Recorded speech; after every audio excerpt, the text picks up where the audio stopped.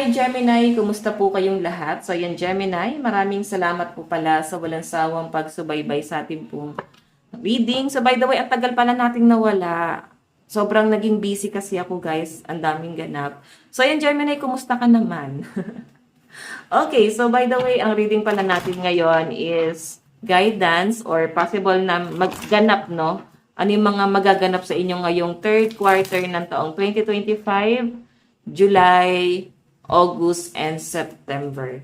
Okay, so guys, sa mga interested pala sa ating private reading, rituals, love binding, cord cutting, and wishing candle, ayan, iiwan ko na lang po yung link ng aking Facebook and page sa ating pong description box below. Ayan, message nyo na lang ako guys, okay? Okay, so tignan natin. Ganap sa inyo ngayong third quarter ng taong 2025. Gemini, Sun, Moon, Rising, and Venus sign. Okay, so guys, meron tayong Three of Pentacles, collaboration. Okay, may nakikita ko dito guys sa regret no, sa mga Gemini. Like, nandun kasi sa point na nagkakaroon ng collaboration, like mga plano, desisyon, kumbaga settled na itong mga plano na to, nakalatag na yung plano na yan. Pero may nakikita kasi akong delay dito or possible na parang hindi siya matutuloy muna, okay? Or baka hindi talaga siya guys matuloy. May nakikita akong conflict dito na nangyayari. So, nakikita ko rin sa mga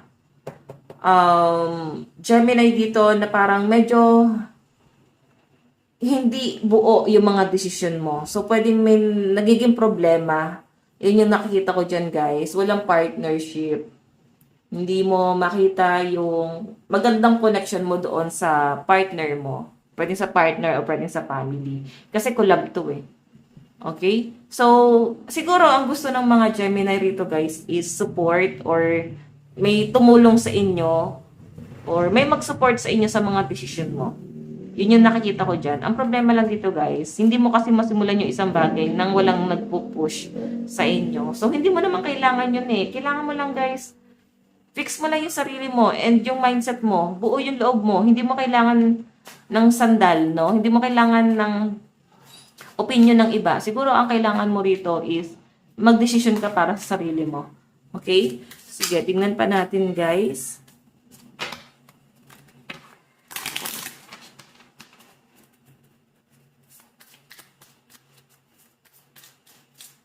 Meron tayong Four of Cups.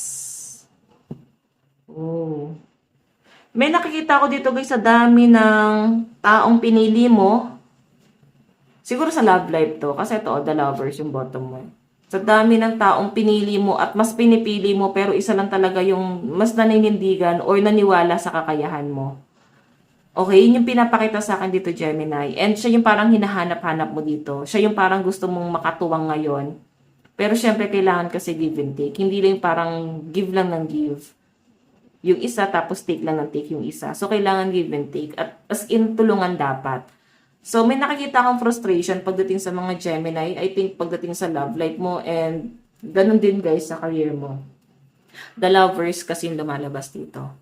Okay, so meron ako nakita ritong nakatadhanang mangyari to eh. Parang kailangan mangyari para magkaroon ng realization.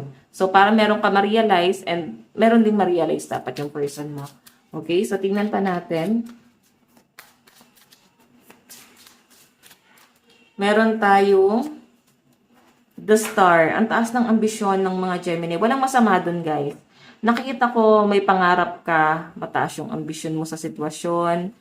And nakikita ko rin guys na parang bago mo marating yan, ang dami mo nang pinagdaanan, ang daming nawala sa buhay mo para makuha tong pangarap mo na to. So nararamdaman mo eh, na parang, wait, kailangan ko palang magpatuloy. Kasi ang dami ng taong nawawala.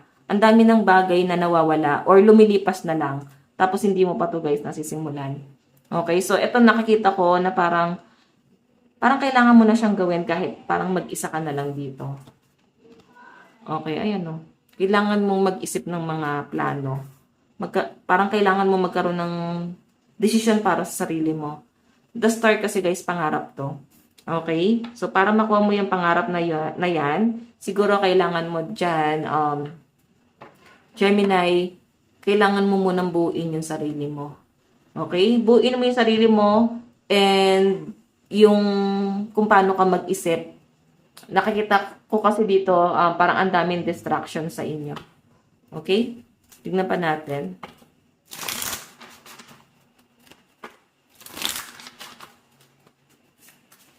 Okay, Gemini, Gemini.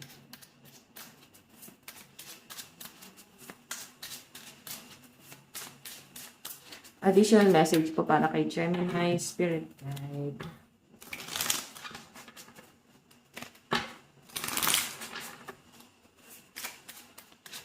Okay, so meron tayong King of Swords. May nakikipagmatigasan dito. Medyo mataas ang pride. Okay, yung iba sa inyo guys, pwedeng minsan may mga decision kay Gemini na parang hindi na akma sa nangyayari. Pwedeng, sa tingin nyo guys, parang medyo nagiging matigas ka kasi parang yun lang naman yung meron ka eh. Yung parang ipaglaban yung sarili mo, panindigan yung sarili mo na parang walang kahit na sinong pwedeng makaintindi or makaunawa sa kung ano man yung pinagdadaanan mo. So, meron ako nakakita rito na parang parang medyo matigas ka sa mga paninindigan mo sa buhay. Okay? Nabuo ka nito eh. Itong mga pinagdaanan mo sa buhay, mga problema. Okay, tingnan pa natin. Meron tayong King of Pentacles.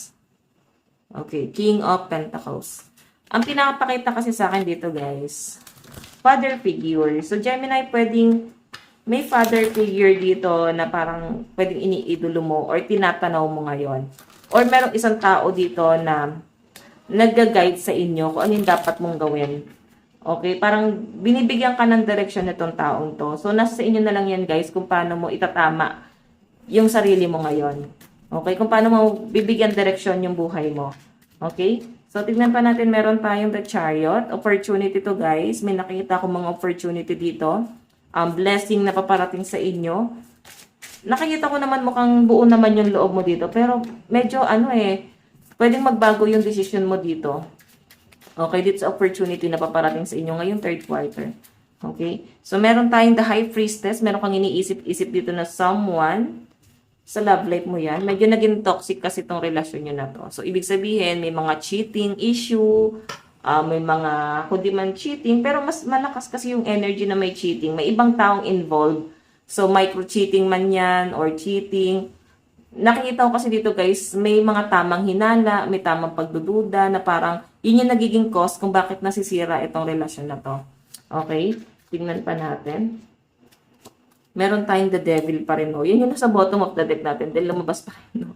So, nagiging toxic talaga itong relasyon na to. So, ano yung dapat gawin guys? Parang kailangan pag-usapan nyo. Kung hindi nyo na talaga guys kayang isettle, i-keep up nyo na lang. Kasi magiging toxic lang yung kung anong meron kayo ngayon. Magiging toxic yung pamilya nyo.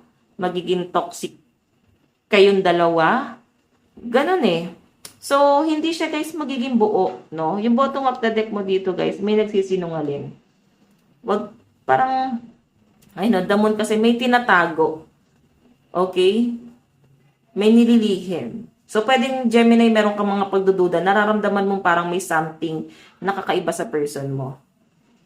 Okay, pero may pagtatakip dito, pinagtatakpan mo kung ano yung mali, no? So, which is hindi tama. Okay, sige, tignan pa natin yung message pagdating sa love life mo. Meron tayong love. Love can mend the deepest wound. So, parehas kayo nasasaktan. Lalo ikaw, nakikita ko mukhang nasasaktan ka na sa sitwasyon ngayon. Okay, meron tayong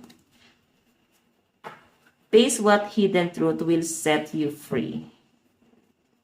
Okay, so parang sinasabi lang dito guys na kung ikaw tong hindi nagpapakatotoo rito or may tinatago ka or pwede may sidekick, siguro pakatotoo ka sa sarili mo. Okay, or kung yung person mo guys, pwede nararamdaman mo kasi the high priestess yung energy mo. So, ibig sabihin, pakatotoo ka na sa sarili mo kung may iba ka nang nararamdaman. Huwag ka na magpaka-martyr doon sa sitwasyon. Pero maganda pa rin meron kang ebidensya. Okay? Meron tayong I feel alone even when, where, ano ba to? Puro kasi when. I feel alone even when we're together. So, siguro, ayun na nga. nararamdaman mo na parang hindi mo rin siya kasama, kahit kasama mo naman talaga siya, parang hindi mo siya ma-feel doon sa eksena. Okay? So, parang siyang hangin or ghost. Tignan natin advice para sa inyo. Meron tayong fill your heart with laughter and kindness. So, piliin mo daw maging masaya. Life is too short, guys. Then, kuha tayo ng Bible verse. Ayan, kunin natin dito. Okay. Ayan. A wise man attack the city of the mighty and pulls down the stronghold in which they trust. So, ito yung mga malalalim na parang ano ba, naisusulat sa Bible. So, medyo malalim talaga yan, guys. Okay, so yan, guys. Ito lang po ang inyong reading. Maraming salamat. God bless and love you all. Bye-bye.